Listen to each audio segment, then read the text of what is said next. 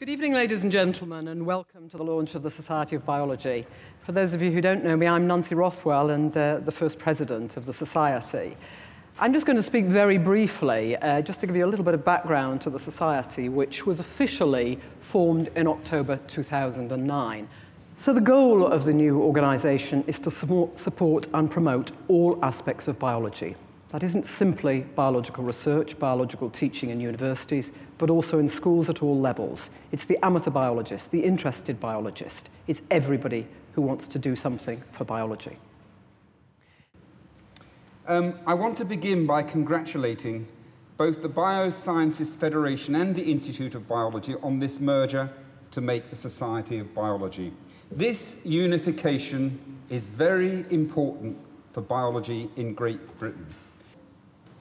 Now, where do I think the great advances in 21st century biology, particularly molecular and cellular biology, where do I think that going, at least in the first few decades? Well, I think we're at a very interesting juncture. Molecular biology and the molecular biology and genetic revolutions of the 20th century have given us a very powerful paradigm with which to work. And if we can place it in the proper context of organisms, then this will greatly improve our understanding of life. Now, I think key to this understanding will be information and the management of information. The public do not fund research simply to indulge our curiosity. However, of course, indulging curiosity of creative scientists is in fact the best way to bring about high-quality research. And this represents one of the great dilemmas for research funding. Because we, that is those on the ground doing research, are stimulated by curiosity and wanting to know, but we are funded by others who actually want us to do something useful, to bring benefits for humanity. Both sides of this are reasonable. We can do best work when we are being creative, and also we have to produce something useful, because the benefits of research are real and tangible. That's why, in fact, we receive in biology and biomedicine such good support.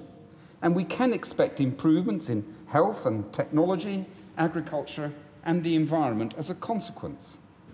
Many in this room will now be aware that there are discussions in grant applications that have to give an estimate of the impact of the research supported. It seems pretty harmless, but it isn't harmless. It's simply a bad idea.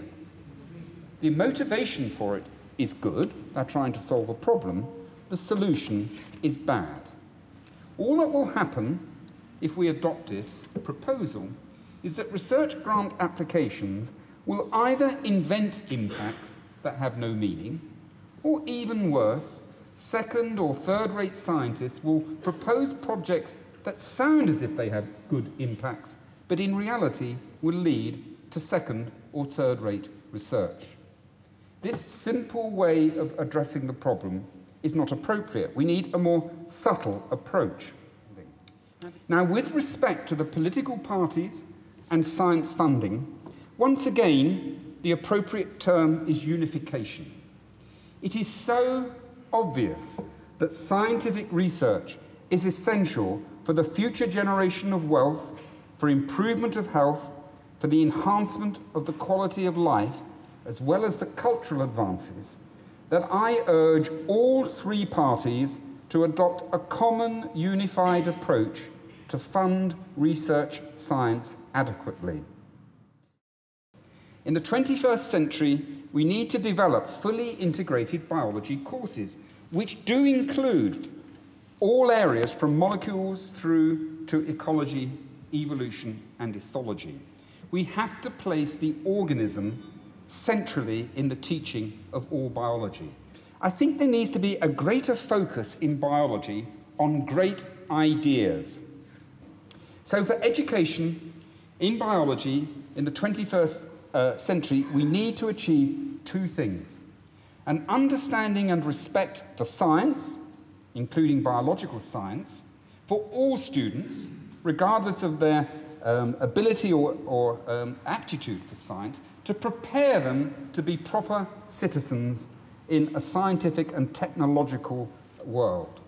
And secondly, we need to provide inspiration at school for those who might want to make biology more central to their careers.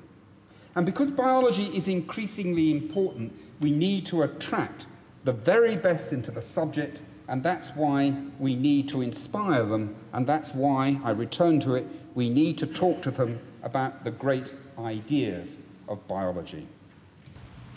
I'm very optimistic about biology in the 21st century, very much so. There's a great potential to understand life and what it is, this great intellectual endeavour. There is also great potential for huge benefits for humanity, to improve health, for wealth creation, for improving the quality of life. But we need to support research at the highest level. We need to improve our teaching. We need to have proper and better engagement and dialogue with the public.